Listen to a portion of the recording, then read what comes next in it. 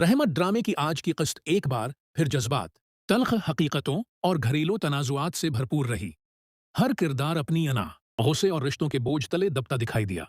खास तौर पर परीक्षे के रिश्ते की बात ने एक नई हलचल मचा दी, जहां एक तरफ खानदान वाले खुशी से आगे बढ़ना चाहते हैं, वहीं कुछ लोग अब भी अपने मुफादात और जद में उलझे हुए नजर आए। आज की किस्त में आपने देखा कि एक बार फिर वही तमाशा खड़ा हो जाता है जब उम्मा जी आलम साहिब के सामने परीक्षे के रिश्ते की बात छेड़ देती हैं। आलम साहिब हमेशा की तरह खर्चों से बचने के लिए लड़ झगड़ कर वहां से निकल जाते हैं और गुस्से में कहते हैं, मुझे अब बता रही हैं आप, उसकी शादी भी अब खुद ही करवा लें। वो नाराजी से मना बनाकर अपने घर वापस चले जाते हैं।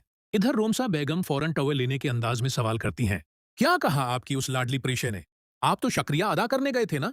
आलम साहिब को ये बात मजीद गुस्सा दिला देती है और वो झंझला कर कहते हैं, उस वक्त तुम खामोश हो जाओ, मुझे तुमसे कोई बात नहीं करनी, यहां से चली जाओ। लेकिन रोमसा बेगम भी कहाँ खामोश रहने वाली थीं।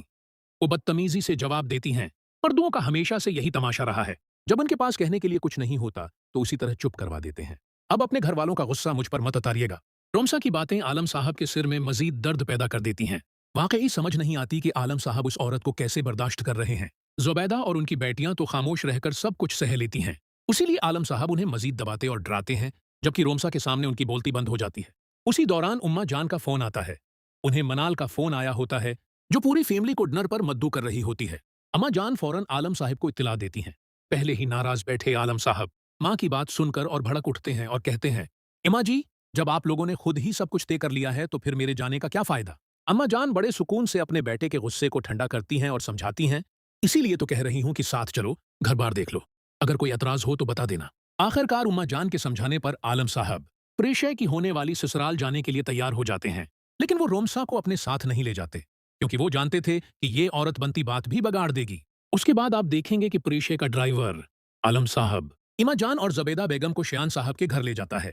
अब बाहर से ही घर देखने के बाद आलम साहब की आंखें हैरत से फैल जाती हैं, क्योंकि जिस शान व शौकत और आलीशान माहौल का वो तसव्वुर भी नहीं कर सकते थे, वो सब उनके सामने मौजूद होता है। मगर दूसरी तरफ उनके दिल में एक अजीब सी बेचैनी भी जन्म लेने लगती है कि कहीं इतने बड़े घराने में प्रेशे खुद को खो न दे। उसी दौरान जब आलम साहब घर के बाहर खड़े इर्द-गिर्द का जायजा ले रहे होते हैं तो उनके चेहरे के तासरात बदलने लगते हैं। बड़ी बड़ी गाड़ियां, शानदार लान और घर की सजावट देखकर वो अंदर ही अंदर सोच में पड़ जाते हैं। जुबेदा बेगम धीरे से कहती हैं, लगता है लोग वाकई बहुत अच्छे और अमीर हैं। मगर आलम साहब फौरन तंजिया अंदाज में जवाब देते हैं, अमीरी से कुछ नहीं होता, असल चीज लोगों की नीयत होती है। इतने में दरवाजा खुलता है और शयान साहब खुद बड़े परतपाक अंदाज में इन सब का इस्तकबाल कर